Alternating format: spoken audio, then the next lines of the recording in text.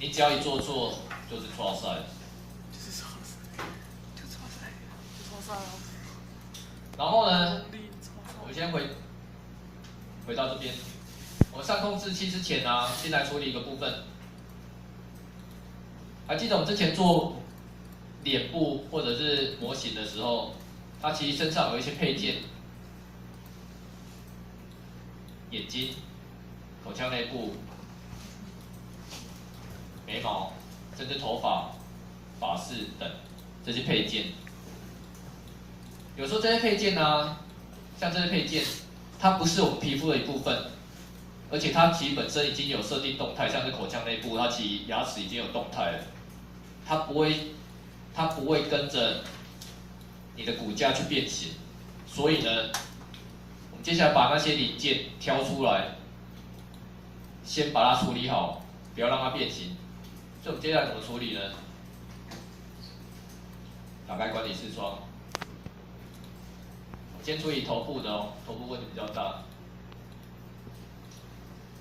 好，先到测试图，各位看比较清楚。口腔内部这里一整个零件哦，没有错哦，而且它已经设定动态了。这时候呢，按住 Shift 选起来之后，再按住 Shift 选第一颗球，就是这一个。为什么我们头的骨架要这样设定呢？因为我们把它放进去这边，按下 P，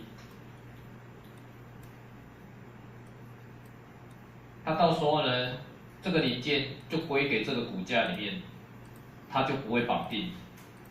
这些零件是不可以被绑定的，因为绑定了它很容易就会喷出去，很麻烦。好，换眼睛，眼睛有2颗哦。你会发现这边其实我们都之前整理好，它是群组，按住 Shift， 然后看一下附近的骨架，好，这边 P 在这边，按 P， 啊，千万要 P 在附近哦，你不要 P 的大老远的啊，球在这，眼睛在这边哦，P 到这边，它还是有机会喷出去的，所以把它放到P 到附近。接下来还有其他很多零件，眼睫毛，一样把它 P 进去。它现在就变成骨架一部分。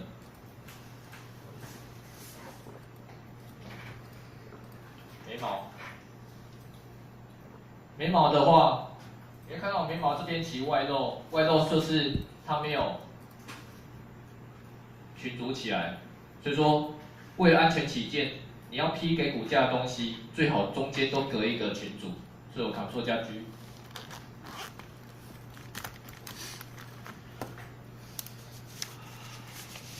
好，再 P 这一个，要不然容易会出问题哦。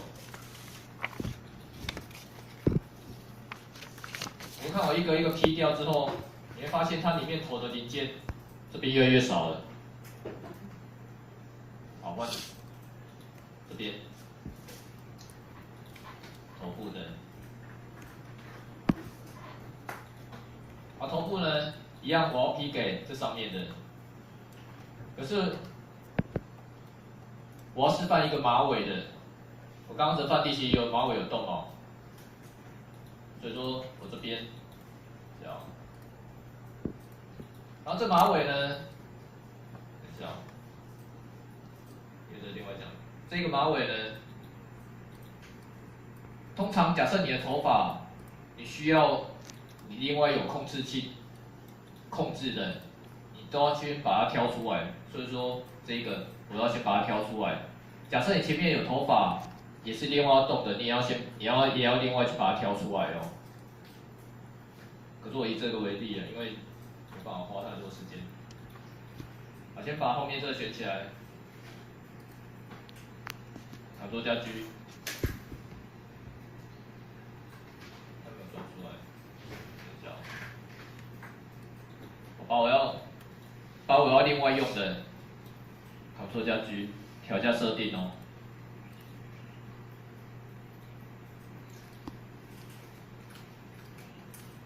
用个新的，在这边，然后抓出来了。好，这是尾巴的。那这尾巴事实上是可以脱离的，因为它等下要另外绑的。好，现在头发剩下这一颗发壳这边，然后头发事实上有很多动法，更细腻的动法其实就是你上面可以把它设成 particle 或什么，可以随风飘或什么的。好，这选起来一样选附近的哦。好，大概在这一个按 P。